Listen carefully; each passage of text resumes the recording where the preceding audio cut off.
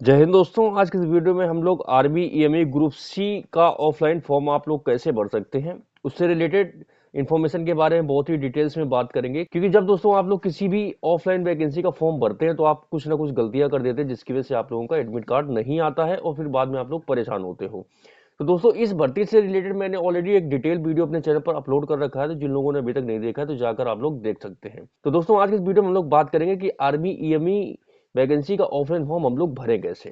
तो दोस्तों सबसे पहले आप लोगों के पास ये ऑफलाइन फॉर्म होना चाहिए जो आप लोगों को स्क्रीन पे दिख रहा है। अगर आप लोगों के पास अभी तक ये फॉर्म नहीं मिला है तो आप लोग मेरे टेलीग्राम चैनल पर जाकर इस फॉर्म को डाउनलोड कर सकते हैं। दोस्तों मेरे टेलीग्राम चैनल का लिंक नीचे डिस्क्रिप्शन में आप लोग जाकर ज्वाइन कर ले, वहां पर मैं इस वैकेंसी ऑफलाइन फॉर्म डाल दूंगा, तो आप लोग जाके उसको निकाल लीजिए, उसके बाद फॉर्म भर लीजिए। ठीक है।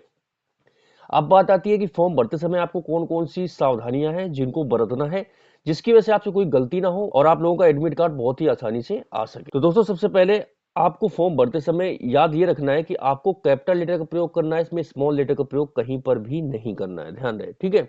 अगर आपसे फॉर्म भरते समय कहीं पर गलती हो जाती है तो फॉर्म आप लोग चेंज कर दें।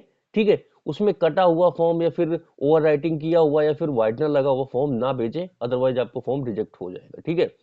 और आप लोग फॉर्म के साथ जितने भी डॉक्यूमेंट्स लगाएंगे सभी सेल्फ अटेस्टेड होने चाहिए, मतलब स्वयं प्रमाणित प्रतियां ही आपको लगानी है और उसमें कोई भी ओरिजिनल डॉक्यूमेंट्स नहीं लगाना है, आपको सबकी फोटो कॉपी ही लगानी है। ठीक है। और अपने फॉर्म के साथ जब आप फॉर्म भेज रहे हो तो आपको एक लिफाफा एक्स्ट्रा भेजना है, मतलब अलग से एक आपको लिफाफा भेजना है छोटा सा, उसमें 5 रुपए का डाक टिकट भी आपको लगाना है। ये डाक टिकट आप लोग अपने नजदीकी डाकघर से जाकर ले सकते हैं। ठीक है। तो उस लिफाफे के ऊपर आपको अपना नाम, अपना एड्रेस और एक 5 रुपए का डाक टिकट लगा के अपना फॉर्म के साथ पंच करके बड़े वाले लिफाफे के अंदर डाल देना है, क्योंकि दोस्तों उसी लिफाफे में आपका एडमिट कार्ड आपके घर पर वापस आ जाएगा। ठीक है। तो उस लिफाफे के ऊपर अपना सही सही एड्रेस डालें, जिसकी वजह से आपका अगर एडमिट कार्ड भेजा जाए तो आपके घर पर या आपके जो एड्रेस है जहां पर मंगाना चाहते हैं वहां पर आपका पहुंच जाए। ठीक है। एक लिफाफे के साथ साथ आपको 2 फोटो और अलग से भेजना है। एक फोटो तो आपको फॉर्म में चिपकाना है, एक एडमिट कार्ड में चिपकाना है और 2 फोटो अलग से आपको फॉर्म के साथ पंच करना है। ठीक है। और आप जो फोटो उसमें पंच करेंगे उन फोटो के पीछे आप लोग अपना नाम प्लस अपने पिताजी या फिर अपनी माताजी का नाम भी जरूर लिखें। ठीक है। तो इतनी चीजें आपको ध्यान रखना है। अब हम लोग बात करते हैं कि इसका फॉर्म आपको भरना कैसे। ठीक है। तो आप लोगों को स्क्रीन में ऑफलाइन फॉर्म दिख रहा है वैकेंसी का, तो स्टार्टिंग से हम लोग स्टार्ट करते हैं। यहाँ पे आपको लिखना है DAVP एडवर्टाइजमेंट नंबर। ठीक है। तो ये नंबर क्या है? CBC 10103/11/00042425। ठीक है। ये आपको अपना एडवर्टाइजमेंट नंबर लिख देना है, हर एक पोस्ट के लिए ये कॉमन है। ठीक है। अब यहाँ पे लिखना है यूनिट, आप किस यूनिट के लिए अप्लाई कर रहे हैं। 512 के लिए अप्लाई कर रहे हैं, 505 के लिए अप्लाई कर रहे हैं या फिर 509 यूनिट के लिए अप्लाई, तो आप जिस भी यूनिट के लिए अप्लाई कर रहे हैं उस यूनिट का यहाँ पे आपको एड्रेस लिख देना है। ठीक है। अब कई लोग होंगे जो आगरा के लिए अप्लाई करेंगे, कई लोग जो इलाहाबाद के लिए अप्लाई करेंगे, कई लोग मेरठ के लिए अप्लाई करेंगे, कई लोग पुणे के लिए अप्लाई करेंगे, है ना। तो आप लोग जिस भी यूनिट के लिए अप्लाई करना चाहते हैं, आर्मी बेस विंग के लिए अप्लाई करना चाहते हो, उस यहाँ पे आपको उसका एड्रेस लिख देना है। ठीक है। अब किस पोस्ट के लिए अप्लाई करना चाहते हैं, तो जैसे मैंने उदाहरण के लिए लिख दिया ट्रेडमैन मेट। अब कुछ लोग फायरमैन के लिए अप्लाई करेंगे, कुछ लोग कुक के लिए अप्लाई करेंगे, है ना। तो आप जिस भी पोस्ट के अप्लाई करना चाहते हो आप लोग यहाँ पे अपनी पोस्ट का नाम लिख दीजिए। उसके अलावा यहाँ पे फिर से आपको उस यूनिट का नाम लिखना है जिस यूनिट के लिए आप लोग ये फॉर्म भेज रहे हैं। ठीक है। यहाँ पर आपको फोटो चिपका देना है। फोटो आपको सेल्फ अटेस्टेड नहीं करना है, सिर्फ आपको चिपका देना है। ठीक है। दूसरे नंबर में आपको कैंडिडेट का आपको अपना खुद का नेम कैपिटल लेटर में लिखना है, उसके बाद पिताजी का नाम लिख देना है, उसके बाद अपनी माताजी का नाम लिख देना है। ठीक है। 4 नंबर में आपको अपनी डेट ऑफ बर्थ लिखना है DDMMYY फॉर्मेट पर। ठीक है। उसके बाद 5 नंबर में आपको लिखना है कि आपकी एज आज तक कितनी हो गई, कितने साल, कितने महीने, कितने दिन। तो आप लोग ये निकाल के लिख लीजिए। जिसको समझ में ना आए तो आप लोग नीचे कमेंट करना, मैं आप लोगों का डेट ऑफ बर्थ निकाल के डाल दूंगा, मगर गलत यहाँ पे मत डालना। ठीक है। सही से आप डालना कि कितने महीने कितने दिन आपकी हो गई डेट ऑफ बर्थ। ठीक है। अपनी इंडियन नेशनैलिटी डाल दीजिए, आप कौन से धर्म से बिलोंग करते हैं, हिंदू है, मुस्लिम है, सिख है, ईसाई, जो भी हैं आप लोग अपना यहाँ पे रिलीजन लिख दीजिए। उसके बाद एड्रेस फॉर करेस्पॉन्डेंस कि ये वाला एड्रेस मतलब पत्राचार के लिए होता है और ये होता है परमानेंट एड्रेस। ठीक है। तो आप जिस पते पर अपना एडमिट कार्ड मंगाना चाहते हैं तो यहाँ पर वो पता लिख दीजिए। ठीक है। यहाँ पर आपको अपना खुद का परमानेंट एड्रेस लिखना है। ठीक है। कोशिश ये करें कि आप यहाँ पर वही एड्रेस लिखें जहां पर पोस्ट ऑफिस से डॉक्यूमेंट्स आपके घर में आसानी से आ जाता हो। ठीक है। 10 नंबर में आपको अपनी कैटेगरी लिख देना है कि आप कौन सी कैटेगरी से बिलोंग करते हैं। ठीक है, जनरल, ओबीसी, एससी, एसटी, किस कैटेगरी से आप बिलोंग करते हैं, आप अपनी कैटेगरी यहाँ पे लिख दीजिए। ठीक है, 11 नंबर ये फिजिकली हैंडीकैप्ड कैंडिडेट्स के लिए है कि आप कौन सी कैटेगरी के डिसेबल्ड हैं और कितना परसेंटेज है वो लिखना है। ठीक है, नॉर्मल कैंडिडेट्स को खाली छोड़ दें, NA लिख दें, यहाँ पे कोई दिक्कत नहीं है, NA नॉट अप्लीकेबल। ठीक है,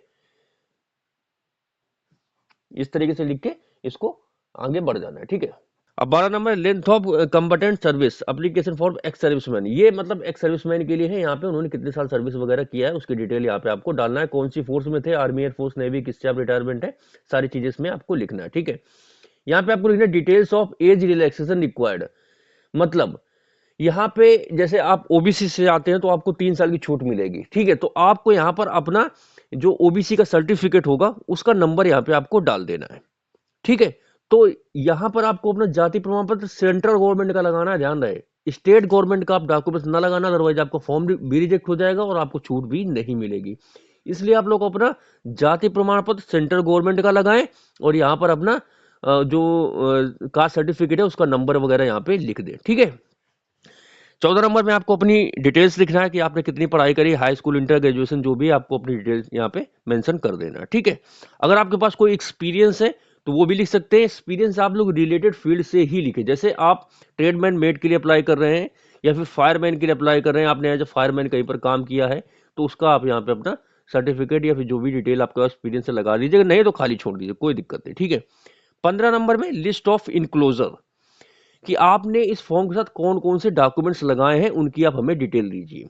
तो पहला तो आपने एजुकेशनल सर्टिफिकेट लगाए हैं वो लिख दीजिए। ठीक है, उसके बाद आपने आधार कार्ड, पैन कार्ड, डीएल या पासपोर्ट में एक डॉक्यूमेंट्स लगाना है, या तो आधार कार्ड लगा दीजिए, पैन कार्ड या डीएल या फिर पासपोर्ट। ठीक है, जाति प्रमाण पत्र आपने लगाया है, अपना निवास प्रमाण पत्र लगाया है और एक लिफाफा भी लगाया है, 5 रुपए का डाक टिकट लगा हुआ।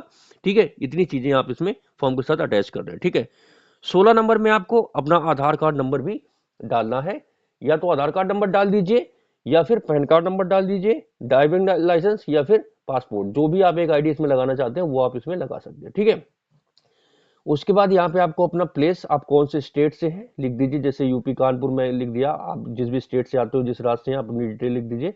आज की डेट डाल दीजिए 28/12/2024। ध्यान रहे, जिन लोगों ने ये फॉर्म 28/12/2024 के पहले भरा होगा उनका फॉर्म रिजेक्ट हो जाएगा, कृपया करके वो फॉर्म दूसरा भर दें। ठीक है, क्योंकि ये फॉर्म है 28 तारीख के बाद ही एक्सेप्ट किया जाएगा, तो आज से इसके फॉर्म भरे जाएंगे। 28 के पहले जिन लोगों ने फॉर्म भर दिया है, मुझे पता है कई लोग हैं जिन्होंने फॉर्म ऑलरेडी अप्लाई कर दिया है, उनका फॉर्म रिजेक्ट हो जाएगा, तो कृपया करके आप लोग अपना दूसरा फॉर्म भर दें। ठीक है, यहाँ पे अपनी आप लोग सिग्नेचर कर दीजिए। ठीक है, यहाँ पे देखिए नोट लिखा हुआ है, वन सेल्फ एड्रेस इन्वॉल्व, मैंने आपको जो पहले बताया था कि इसमें आपको एक लिफाफा भी लगाना है, 5 रुपए का डाक टिकट लगा हुआ। ठीक है, सारे आपको सेल्फ अटेस्टेड फोटो कॉपीज भी लगानी है, जो कि मैंने आपको बता दिया। 2 सेल्फ अटेस्टेड फोटोग्राफ, उसके बाद 2 आपको इसमें फोटो भी लगाने सेल्फ अटेस्टेड। ठीक है, नेम उसके पीछे अपना नाम और पिताजी का नाम आप लिख दीजिए, एक्नॉलेजमेंट। आगे आप लोग एडमिट कार्ड भी लगाइए, जिसके बारे में अब हम लोग बात करेंगे। ठीक है, तो ये है आपकी एडमिट कार्ड की कॉपी। ध्यान है, आप लोग इस एडमिट कार्ड को बिल्कुल साफ साफ भरे, क्योंकि यही एडमिट कार्ड आपके पास वापस आएगा जिसके बिहाफ पे आपको एग्जाम देने के लिए मिलेगा। ठीक है, तो इस तरीके से यहाँ पे आपको एक फोटो चिपका देना है। और आपने किस पोस्ट के लिए अप्लाई किया, ट्रेडमैन मेट या फिर जिसने फायरमैन, जिस भी पोस्ट के लिए अप्लाई किया अपनी पोस्ट का नाम लिख दें। उसके बाद यूनिट अप्लाइड फॉर, आपने कौन सी यूनिट या फिर आर्मी बेस विंग के लिए अप्लाई किया है, तो आप लोग अपना जिस एड्रेस के लिए अप्लाई करना चाहते हैं उसका अपना यहाँ पे नाम लिख दीजिए। अपना खुद का नाम, डेट ऑफ बर्थ, माताजी का नाम, पिताजी का नाम, किस कैटेगरी से बिलोंग करते हैं, जनरल, ओबीसी, एससी, एसटी, वो लिख दीजिए। करस्पॉन्डेंस एड्रेस, पत्राचार के लिए आपने मतलब अपना जो एडमिट कार्ड है किस एड्रेस पर मंगाना चाहते हैं वो सारी डिटेल्स यहाँ पे आपको अपने लिख देना है। मोबाइल नंबर, ईमेल आईडी आपको लिख देना है। ठीक है, उसके बाद फॉर ऑफिस यूज ओनली, ये आपको खाली छोड़ देना है, क्योंकि ये आपके किसी काम का नहीं है। जब आपका एडमिट कार्ड आएगा तो इसमें सारी डिटेल्स भर के आएगी। ठीक है, ये ऑफिस यूज मतलब ये जो अपना उनका एचआर डिपार्टमेंट होता है वो करते हैं। ठीक है, यहाँ पे आपको कोई साइन वाइन नहीं करने की जरूरत है, तो इस तरीके से आपको ये सारा करके छोड़ देना है, बस इतना ही आपका एडमिट कार्ड रहेगा। ठीक है, तो इस तरीके से आपका फॉर्म भर गया। अब आपको फॉर्म भरने के बाद सारे इसमें एजुकेशन सर्टिफिकेट, अपना जाति प्रमाण पत्र, आधार कार्ड, निवास प्रमाण पत्र, या फिर आपके पास कोई एक्सपीरियंस सर्टिफिकेट है वो लगा दीजिए। जो ईडब्ल्यूएस कैंडिडेट है अपना ईडब्ल्यूएस सर्टिफिकेट लगा दें, जो एक्स सर्विसमैन है अपना एक्स सर्विसमैन की डिटेल लगा दे, जो आपकी डिस्चार्ज बुक की कॉपी होती है वो लगा दें। ठीक है, जो फिजिकली हैंडीकैप्ड है अपना डिसेबिलिटी सर्टिफिकेट भी लगा दें। इस तरीके से आप लोग लगा के ये सारी चीजें सेल्फ अटेस्टेड करना है, सबकी फोटो कॉपी लगाना है और इन सभी को पंच करके एक बड़े वाले लिफाफे के अंदर डाल देना है और लिफाफे के ऊपर आपको बड़े बड़े अक्षरों में लिखना है application for the post of, आप किस पोस्ट के लिए अप्लाई कर रहे हैं।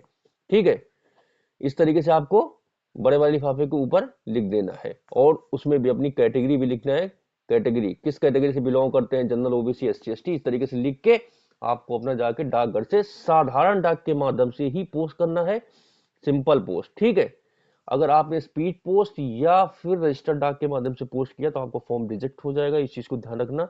सिर्फ और सिर्फ साधारण डाक के माध्यम से ही अप्लाई करना है, ऑर्डिनरी पोस्ट ही एक्सेप्ट होगा।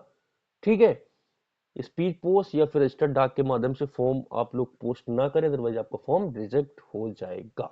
ठीक है, तो दोस्तों इन सभी चीजों को ध्यान में रखते हुए ही आपको फॉर्म पोस्ट करना है, जिससे आप लोगों का एडमिट कार्ड सही समय पर और आपका एडमिट कार्ड आपको मिल जाए। ठीक है, तो इसी इंफॉर्मेशन से खत्म करते हैं आज की वीडियो को। अगर आपको जानकारी यूजफुल लगी हो, अच्छी लगी हो, तो आप लोग इस वीडियो को लाइक कर सकते हैं और चैनल को सब्सक्राइब कर सकते हैं।